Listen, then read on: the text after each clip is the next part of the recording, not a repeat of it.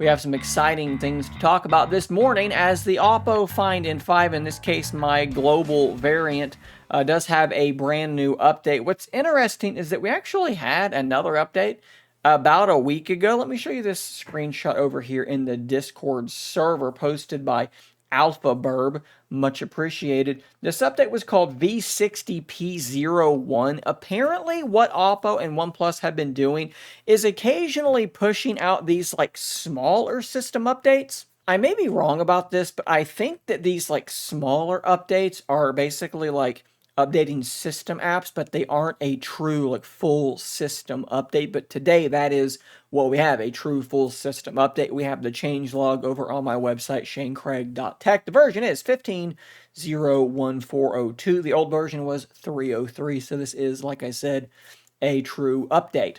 All that being said, though, let's go through the changelog because there are several things that I think are pretty darn interesting. Straight off the rip here under communication and interconnection, adds a new feature that allows you to view and download your Mac files directly from your mobile device, making file management more convenient than ever. I'm assuming this is sort of part of that O Plus Connect application, which I have not been able to test. But the next item, the O Plus Connect app now supports Windows, enabling you to connect your mobile device to a Windows computer for effortless file management across devices. Quick caveat here to this, because what I did as soon as this update rolled out is I went to their website, which got me here, and you can do for Mac OS and Windows. So I clicked on that, and I clicked on for Windows, and I downloaded the executable file, and I ran the executable file, and it pops up and asks me if I want to run it, and then nothing happens. I'm not exactly sure what's going on. I've ruled out a few things already, but again, can't get that working, so I can't test these features. Please do let me know if you've got this working on your Windows device. That might help me sort of troubleshoot what's going on, and I need to test it on another device. Maybe I'll install it on like my wife's computer and see if I can get it running over there, see if it'll just actually even run the installer. For the next thing, you can now copy NFC access cards to your mobile device. We have something that says it improves the experience of connecting to some cars and the stability of Bluetooth connections. I've actually had lately some issues with the Bluetooth in my car where it will connect, but it's not playing media. I'll disconnect and reconnect, and then it's working. I actually deleted it and then repaired, and that seemed to fix it as well. Maybe that's what they're talking about. I've also heard about people having problems using their N5 as a car key. For those of you that don't drive old cars, that's a thing, so maybe that's been addressed. Let me know if you do see changes to that in the comments down below. And then we do have this increase to the range of beacon link communication. That's a hard word to say. Beacon link. In the next section, we're talking about the camera. Adds the zoom wheel and aspect ratio setting to help you tweak your composition more easily. Now, this one is a little bit strange for me because I feel like we already have those things or had those things. So if we look at the phone right now, obviously you can change different lenses to zoom, but you can also press and hold and then drag, and you have a little wheel that lets you change your zoom. It seems like that's what they're talking about, but we've had that from the beginning. You can also swipe down and change the aspect ratio. I don't honestly know what exactly they're talking about if it's not that. Adds zoom wheel and aspect ratio setting to help you tweak your composition more easily. Like, I thought maybe they're meaning it's something actually in settings, and I went through these and I didn't see it. So not exactly sure what to make of that one. If you know what they're talking about, let me know in the comments down below. This is a cool one though.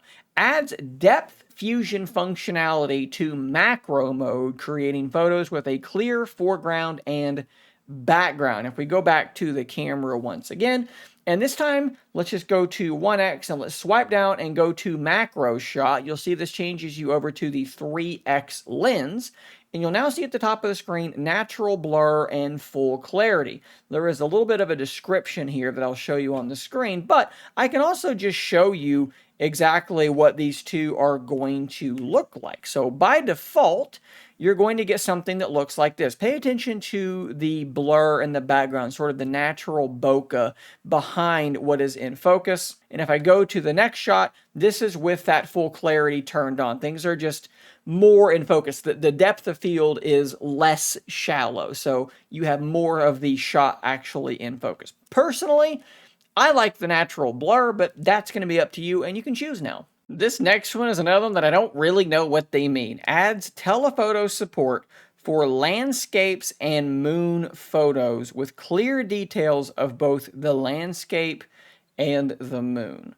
So obviously, you've always been able to use your telephoto to take shots of landscapes and of course of the moon. So I'm thinking, are they talking about this sort of landscape thing as if it's like its own mode? So I went over to the modes and, there's pano, but there's no like landscape option. Maybe I would think they would just say X pan if that's what they mean, but there's no option that just says landscape. You can hit this button here, but again, these are just sort of smart scenes. They're not really landscapes. So my best guess, like maybe they mean that they've added support for the telephoto lens and the panoramic mode. Maybe some of you that haven't installed this already could check that and tell me. I don't really know what they mean. You've got the ability to lock your lens, adjust white balance, and automatically adapt the frame rate while taking videos.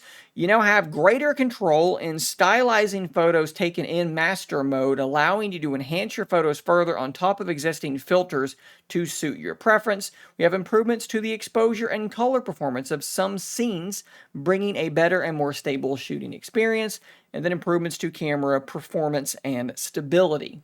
Now, I do want to quickly say, I absolutely do need to just take more shots and really see exactly what is going on here. But from just this one shot, we're not going to dig super deep into this.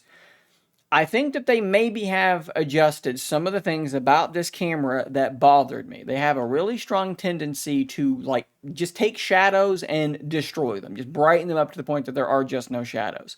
Notice how in this shot, there are some shadows. There's darkness actually in this shot. And if I compare this to the Pixel Fold, it's very similar in terms of the amount of shadow that is being retained. I didn't quite line these up perfectly, but it's very, very close. So I do need to do like a lot more with this and try and see if they really have changed things. But it's possible that they have done some of what I really, really wanted them to do. And then last but not least, now we have the addition of a suggestion for you to open a new app in split screen in some scenarios. We have the newest security patch and then improvements to system stability.